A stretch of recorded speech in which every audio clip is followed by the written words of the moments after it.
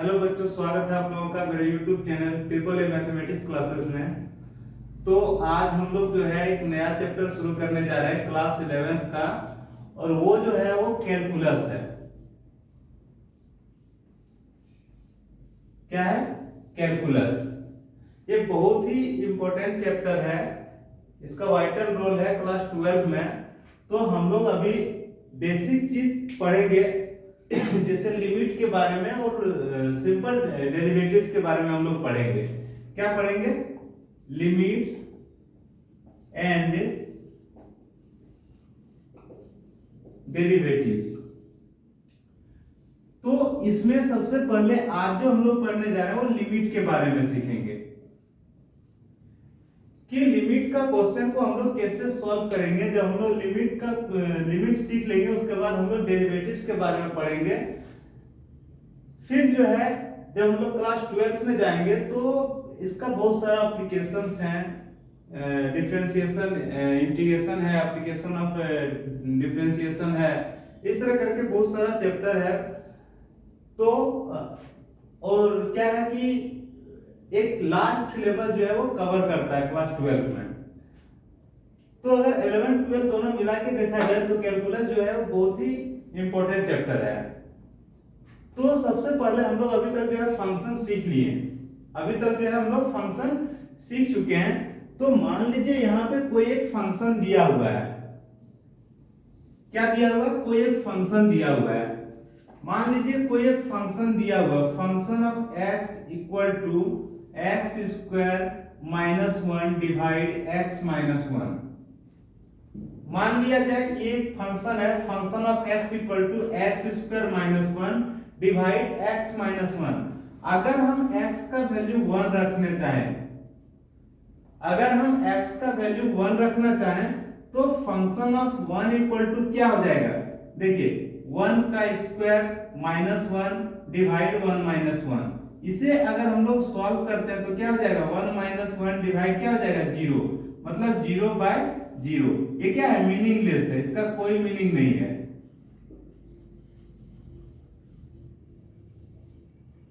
ये क्या है? मीनिंगलेस वैल्यू आया। क्या बोला? अनडिफाइंड कर सकते हैं इसे हम। तो इस तरह का वैल्यू आ रहा है। तो यहाँ पे हम इस फंक्शन के लिए क्या हम एक रख सकते हैं? नहीं रख सकते हैं। इस फंक्शन के लिए हम एक वैल्यू जो है नहीं रख सकते हैं। इसको अगर हम थोड़ा सा सॉल्व करना चाहें तो इस फंक्शन को देखिए इस तरह हम लोग सॉल्व कर सकते हैं। कैसे? Function of x equal to x square minus 1 divide x minus 1। इसे अगर हम लोग सॉल्व करेंगे तो इसको लिख सकते हैं एक्स स्क्वायर माइनस 1 का स्क्वायर डिवाइड क्या? x minus 1। अब यहाँ पे देखिए ए स्क्वायर माइनस बी स्क्वायर के टर्म में आ गया, तो इसे हम लोग सॉल्व करेंगे x माइनस 1 इंटू क्या हो जाएगा? x plus 1। क्योंकि हम लोग जानते हैं a square minus b square का जो फॉर्मूला होता है, a square minus b square का जो फॉर्मूला होता है वो होता है a minus b into a plus b. तो यहाँ भी वही हो जाएगा। क्या हो जाएगा? x minus 1 into x plus 1, और नीचे क्या दिया हुआ है? x minus 1। अब यहाँ पे देखिए ये वैल्यू और ये कट जाएगा, सिर्फ क्या बच जा रहा है? तो x प्लस 1।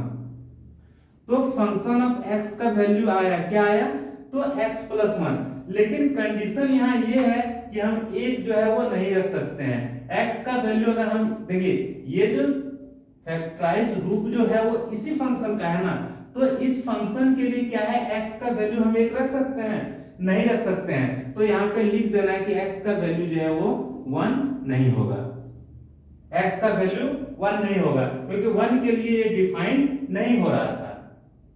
तो इसको सॉल्व किया तो function of x equal to x plus 1 आया, लेकिन x का वैल्यू हम 1 नहीं लेंगे। अब एक चीज यहाँ पे हमें ध्यान देना है। क्या ध्यान देना है? देखिए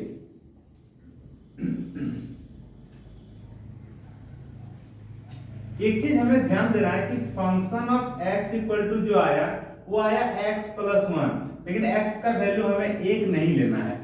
अब हम क्या करते हैं? अगर हम एक नहीं लेते हैं तो हम देखते हैं कि एक से थोड़ा सा बड़ा वैल्यू लेकर के और एक से थोड़ा छोटा वैल्यू लेकर के, तब उस केस में फंक्शन ऑफ x का वैल्यू क्या आ रहा है? क्या कर रहे हैं? x का वैल्यू एक से थोड़ा slightly greater than 1 and slightly less than 1। तो उस केस में जो है वैल्यू क्या आएगा, जैसे मान लीजिए x इक्वल टू हम लोग मान लिए 0.1 x इक्वल टू क्या मान लिए 0.1, तो उस केस में function of x equal to क्या हो जाएगा, x के जगह पे क्या रखेंगे 0.1 प्लस सॉरी ये हम क्या कर रहे हैं, एक से बड़ा रख रहे हैं तो हम लोग शुरुआत करते हैं x इक्वल टू 1.1 रख लिए, एक से थोड़ा सा बड़ा वैल्यू। उस केस में फंक्शन ऑफ x जो होगा वो क्या होगा, देखिए फंक्शन ऑफ x क्या दिया x प्लस 1, मतलब 1 प्लस 1 प्लस क्या होगा 1, मतलब x के जगह पे हम क्या रख दिए 1 प्लस 1। इसे अगर हम लोग सॉल्व करते हैं तो देखिए क्या जा रहा है 2.1, क्या जा रहा है 2.1। दूसरा कंडीशन अगर हम लेते हैं x इक्वल टू 1.01, उस केस में जो फंक्शन ऑफ x जो आ रहा है वो क्या आ रहा है, देखिए अगर हम x इक्वल टू 1.01 लेते हैं तो फंक्शन ऑफ x जो आएगा क्या आएगा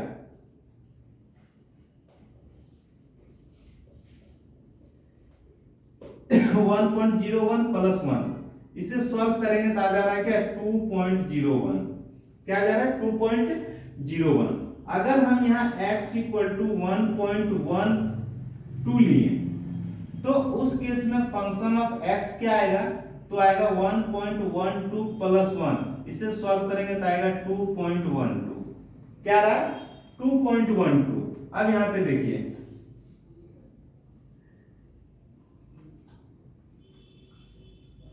अगर हम x का वैल्यू 1.001 लिए, उस केस में जो फंक्शन ऑफ x का वैल्यू आया वो क्या आया 1.001 प्लस 1, सॉल्व करेंगे तो आएगा 2.001। अगर हम x का वैल्यू 1.011 लिए तो उस केस में फंक्शन ऑफ x का वैल्यू क्या आएगा 1.011 प्लस 1, मतलब 2.011, है कि नहीं।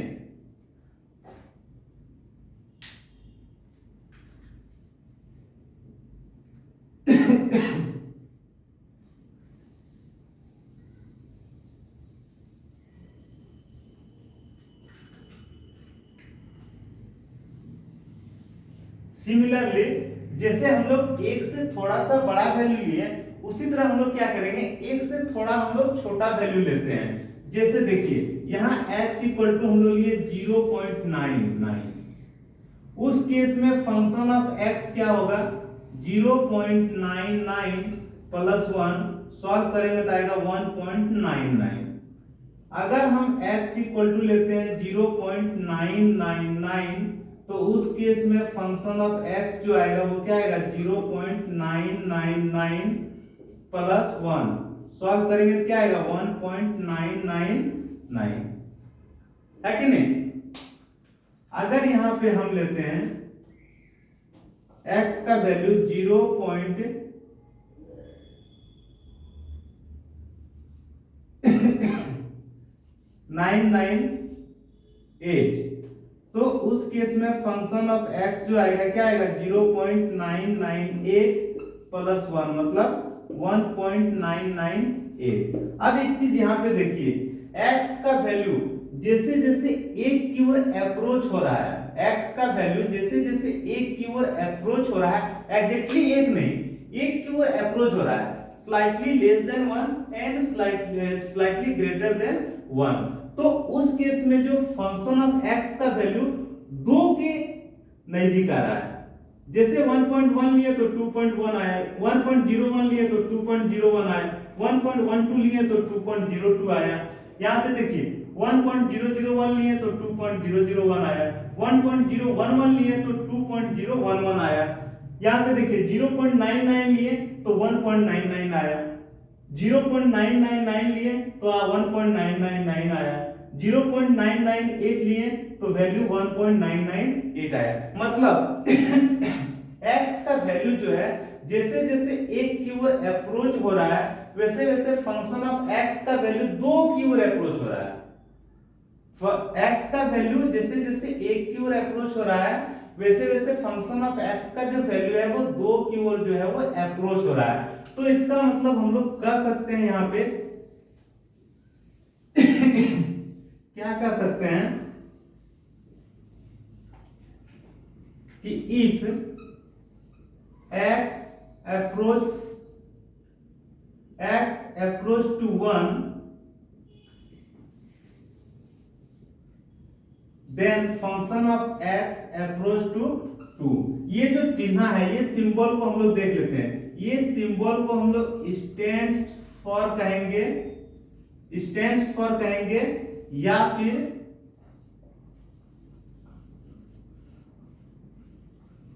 अप्रोच टू कहेंगे। तो सुविधा जिसमें रहेगा, आप स्टैंड फॉर कर सकते हैं, अप्रोच टू कर सकते हैं, दोनों कोई दिक्कत नहीं है। तो हम लोग ये एग्जांपल से हम लोग देखें कि x का वैल्यू जैसे जैसे एक की ओर आ रहा है, फंक्शन ऑफ x का वैल्यू किधर जा रहा है, तो 2 की ओर जा रहा है। तो हम लोग यहाँ पे कह सकते हैं कि if x stands for 1 then function of x stands for 2, है कि नहीं।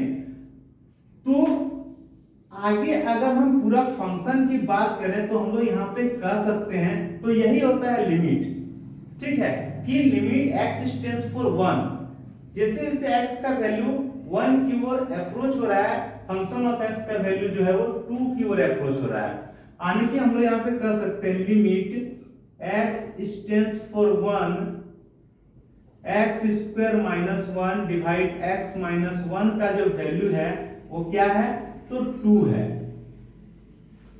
क्यों, जैसे जैसे x का वैल्यू 1 हम लोग रखेंगे, 1 से छोटा रख रहे हैं, थोड़ा सा 1 से थोड़ा सा बड़ा वैल्यू ले रहे हैं, तो ये फंक्शन ऑफ x का वैल्यू जो है वो क्या आ रहा है, 2 आ रहा है, एग्जैक्टली 1 नहीं। समझ में आ गया। तो अभी जो हम लोग एग्जांपल लिए थे, limit x stands for 1 x square minus 1 x minus 1 का वैल्यू जो है वो क्या आया, 2 आया। तो हम लोग कह सकते हैं x का वैल्यू जैसे 1 की ओर अप्रोच होगा, फंक्शन ऑफ x का जो वैल्यू है वो 2 की ओर अप्रोच होगा। तो यहाँ पे एक चीज देखना है हमें, यहाँ पे हम लिख सकते हैं, क्या लिख सकते हैं, स्टार मार्क देके, limit x stands for a function of x equal to, अगर p दिया हुआ है, limit x stands for a function of x equal to p दिया हुआ है, तो यहां हम कह सकते हैं, क्या कह सकते हैं कि if x stands for a then function of x stands for p। अगर x का वैल्यू 1 की ओर अप्रोच होगा तो फंक्शन ऑफ x का वैल्यू क्या आएगा, तो p आएगा। इसका मतलब ये हुआ। समझ में आ गया। अब हम जो है इसका वर्किंग रूल सीखेंगे कि हम लोग कोई भी फंक्शन में लिमिट हम लोग कैसे हम लोग इसको वर्किंग में ला सकते हैं। तो सबसे पहले यहाँ पे ध्यान देना है कि अगर कोई डेफिनेट वैल्यू रहेगा, अगर कोई डेफिनेट फंक्शन अगर दिया हुआ रहेगा जो डिटरमाइंड है, तो उससे हम लोग क्या कहेंगे, डायरेक्ट वैल्यू को रख देंगे। जैसे लिमिट x स्टैंड्स फॉर 2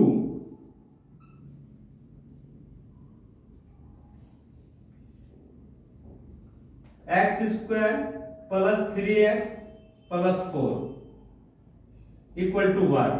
तो ये देखिए डेफिनेट वैल्यू, इसमें हम लोग डायरेक्ट जो है वर्क, देखिए ये कहता है कि x, देखिए इसे जब हम लोग सॉल्व करेंगे तो क्या करेंगे, देखिए डायरेक्ट हम लोग x का वैल्यू इसमें रख दीजिए, क्या हो जाएगा, 2 का स्क्वायर प्लस 3 into 2 प्लस 4, क्या हो जाएगा, 4 प्लस 6 प्लस 4, मतलब 6 4 10 4 14। मतलब जैसे जैसे x का वैल्यू 2 की ओर अप्रोच होगा, ये जो फंक्शन ऑफ x का जो वैल्यू होगा वो क्या होगा, तो 14 की ओर अप्रोच होगा। समझ में आ गया। तो if x stands for 2 then function of x stands for 14। इसका मतलब ये हुआ कि if x stands for 2 then function of x stands for क्या, तो 14। समझ में आ गया। तो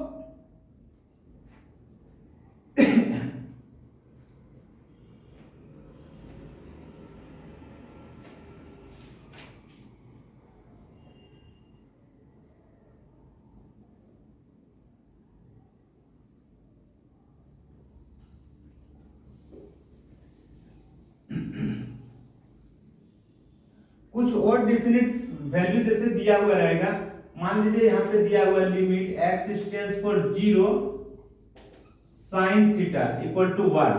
तो यहाँ पे हम लोग कैसे निकालेंगे, यहाँ पे हम लोग क्या करेंगे, डायरेक्ट ये जो वैल्यू दिया हुआ है ध्यान से देखिए, लिमिट x टेंड्स फॉर 0 क्या करेंगे, साइन 0 रख देंगे, और साइन 0 का वैल्यू हम लोग जानते हैं क्या होता है, तो 0 होता है। समझ में आ गया। तो ये वर्किंग रूल हो गया। और मान लीजिए क्वेश्चन दिया हुआ है limit x tends for 3 2x square minus 3x plus 8। तो यहाँ पे हम लोग क्या करेंगे, ये डिफिनिट वैल्यू फंक्शन है, तो हम लोग क्या करेंगे, 3 का मान यहाँ रख देंगे। तो क्या हो जाएगा, 2 इंटू 3 का स्क्वायर माइनस 3 इंटू 3 प्लस 8, क्या हो जाएगा, 3 3 9 दूना 18 माइनस 9 प्लस 8, क्या हो जाएगा, 18 में 9 गया 9, 9 और 8 17।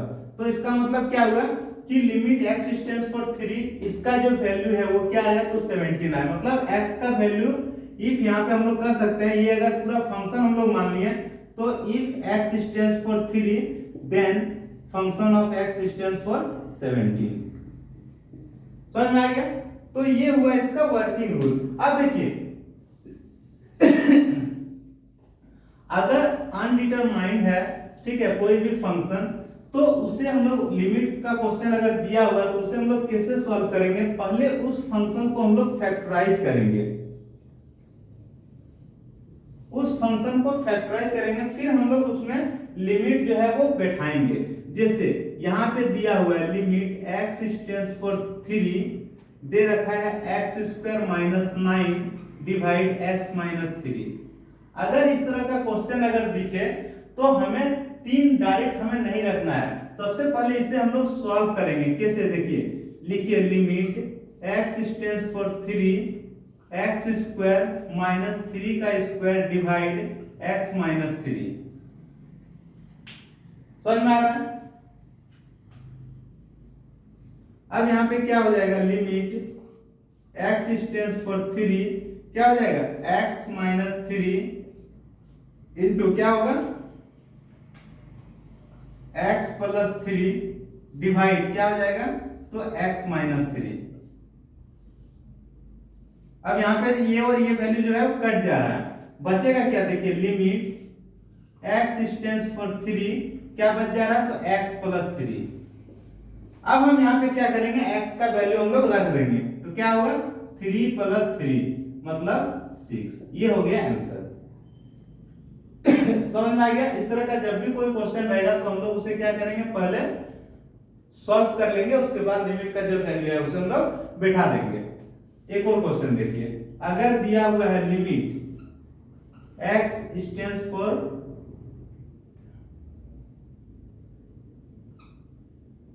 -2, x tends for -2 x square minus 4 divide x plus 2,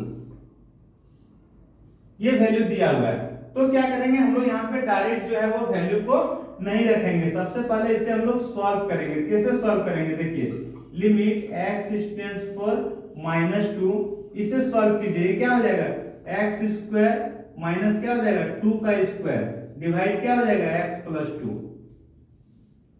अब देखिए क्या हो जाएगा, लिमिट x टेंड्स फॉर -2 और क्या हो जाएगा, यहाँ पे क्या हो जाएगा, x माइनस 2 इंटू क्या हो जाएगा, x प्लस 2 डिवाइड क्या हो जाएगा, x प्लस 2। अब यहाँ पे जो कट जा रहा है उससे हम लोग क्या करेंगे, काट देंगे। तो देखिए x प्लस 2 कट जा रहा है, तो बचेगा क्या, यहाँ पे बच जा रहा है लिमिट x टेंड्स फॉर -2, सिर्फ क्या बच जा रहा है, x माइनस 2, क्या बच जा रहा है, तो x माइनस 2। तो अब इसे सॉल्व करेंगे, यहाँ पे वैल्यू को रख देना है, x के जगह पे क्या रख देंगे, -2, और ये पहले से -2 दिया हुआ है, क्या आएगा आंसर, तो -4। समझ में आ गया सॉल्व करने का क्या तरीका है। अगर कोई डिफिनेट वैल्यू दिया हुआ है तो हम डायरेक्ट रख देंगे, अगर हम देख रहे हैं कि वो वैल्यू नहीं रख पा रहे, पहले हम लोग उसे सॉल्व करेंगे और डिफरेंट वैल्यू में लाएंगे, फिर उसे हम लोग जो है जो भी वैल्यू रहेगा उससे हम लोग रख देंगे, क्योंकि देखिए यहाँ पे 3 जैसे रखेंगे 3 - 3 क्या आ जाएगा, 0 आ जाएगा, तो वो जो है वो मीनिंगलेस है। इसीलिए वर्किंग रूल क्या कहता है, पहले हम इसे सॉल्व करेंगे, फैक्टराइज करेंगे, फिर हम लोग x का जो वैल्यू है, लिमिट का जो वैल्यू है वो हम लोग पुट अप करेंगे, तो जो आंसर आएगा आंसर रहेगा। ठीक है, लिखिए 2 क्वेश्चन लिखते हैं।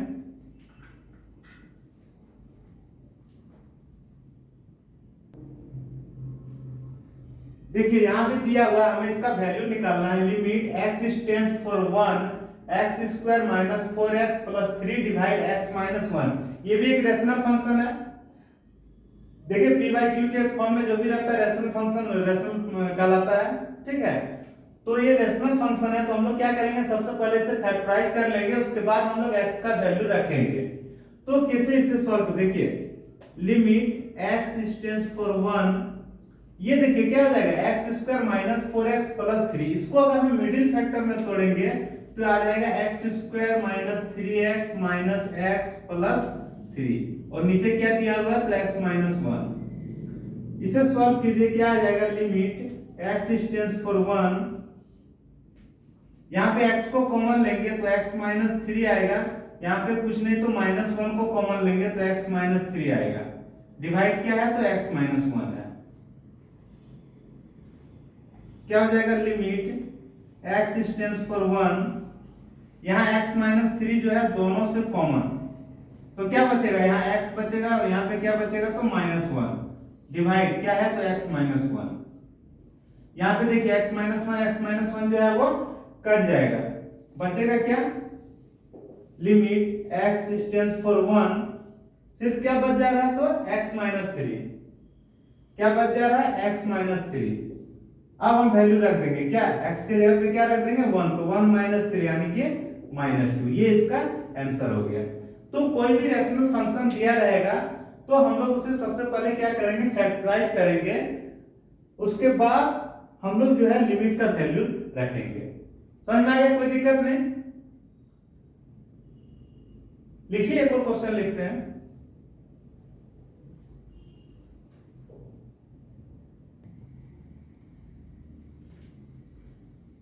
देखिए यहाँ पे क्वेश्चन दिया हुआ है, लिमिट इसका वैल्यू निकालना है। Limit x tends for 0 √1 + x -√1 - x divide क्या है, तो x है। हम लोग यहाँ x का डायरेक्ट वैल्यू नहीं रखेंगे, पहले इसे हम लोग सॉल्व करेंगे, उसके बाद हम लोग x का वैल्यू रखेंगे। कैसे सॉल्व करें, देखिए लिखते जाइए, लिमिट x टेंड्स फॉर 0, कैसे सॉल्व करेंगे, तो ऊपर क्या दिया है, 1 + x -√1 - x डिवाइड क्या दिया है, x। हम गुना और भाग कर देंगे, किससे, √1 + x +√1 - x से, डिवाइड भी कर देंगे, किससे, √1 + x +√1 - x से। कुछ फर्क पड़ेगा, हम लोग देखिए यहाँ पे माइनस है तो यहाँ सिर्फ प्लस लिख के हम लोग क्या कर दिए, गुना भी कर दिए और भाग भी दे दिए, तो कुछ फर्क जो है वो नहीं पड़ने वाला है। अब यहाँ पे देखिए इसे कैसे सॉल्व करेंगे, लिमिट x टेंड्स फॉर 0, यहाँ देखिए अगर इसे हम ध्यान से देखें, अगर इसे हम ध्यान से देखें तो ये कुछ इस फॉर्म में आ जा रहा है। अगर इसे हम लोग a मान लिए, ये पूरा को b मान लिए, तो देखिए a - b * a + b आ रहा है कि नहीं। अगर इसे हम a मान लिए तो ये आ रहा है a, और इसको अगर b मान लिए तो आ रहा है a - b, और यहाँ पे आ रहा है a + b, और इसका सॉल्यूशन होता है a² - b²। क्या होता है, a² - b²। तो यहाँ पे जो है वो क्या हो जाएगा, तो यहाँ a² - b² हो जाएगा, मतलब √1 + x² - b² मतलब √1 - x²। और नीचे जो है वो क्या हो जाएगा, x क्या हो जाएगा, √1 + x +√1 - x। समझ में आ गया। अब इसे सॉल्व करते हैं, क्या देखिए, लिमिट x टेंड्स फॉर 0, यहाँ पे क्या हो जाएगा, अगर स्क्वायर करेंगे तो रूट हटेगा, क्या बचेगा, सिर्फ 1 + x माइनस, यहाँ पे क्या बचेगा, 1 - x डिवाइड, नीचे जो है वैसे ही रहने देते हैं, x * √1 + x plus under root 1 minus x. समझ में आ गया? आगे देखिए, इधर सॉल्व करते हैं, ठीक है। इधर सॉल्व करते हैं, लिमिट x टेंड्स फॉर 0। यहां पे देखिए, इससे अगर हम लोग सॉल्व करेंगे तो 1 प्लस एक्स और 1, देखिए दिया हुआ है यहां पे 1 plus x minus 1 minus x. इसे सॉल्व करेंगे क्या आएगा, 1 प्लस एक्स माइनस 1 और माइनस माइनस क्या आ जाएगा, प्लस एक्स। तो ये कट जाएगा, बचेगा क्या, 2x बचेगा।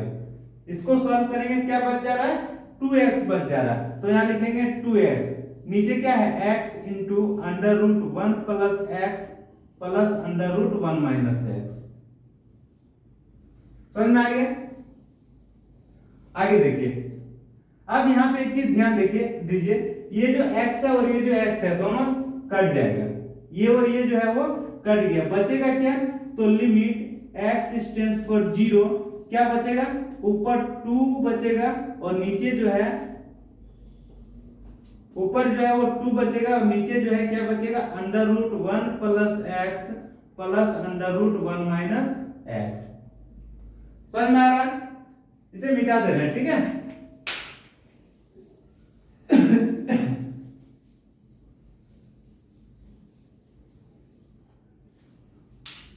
यहां पे ध्यान देना है, लास्ट जो वैल्यू आया उसे लिखना है, लिमिट x टेंड्स फॉर 0, क्या है, 2 by under root 1 plus x plus under root 1 minus x.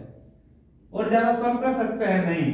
अब हम क्या करेंगे, x का वैल्यू रख दीजिए, तो 2 डिवाइड क्या हो जाएगा, under root 1 plus 0 plus under root 1 minus 0, क्या हो जाएगा, 2 by under root 1 plus under root 1।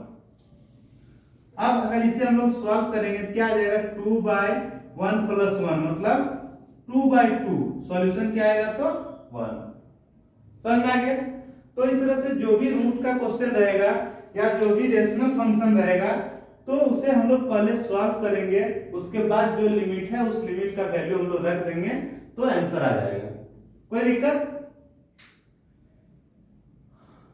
तो इस तरह का जो भी क्वेश्चन रहेगा हम लोग आसानी से सॉल्व कर सकते हैं। अब अगला क्लास में जो है हम लोग सीखेंगे कि कुछ स्पेशल दिया हुआ कुछ थ्योरम है, उस बेसिस पे हम लोग क्वेश्चन आएगा तो कैसे हम लोग सॉल्व करेंगे, उसे प्रूव भी करेंगे और उसे उस टाइप का क्वेश्चन सॉल्व भी करेंगे। तो मिलते हैं अगले क्लास में। इस क्लास को यहीं पे खत्म करते हैं। Bye bye, take care.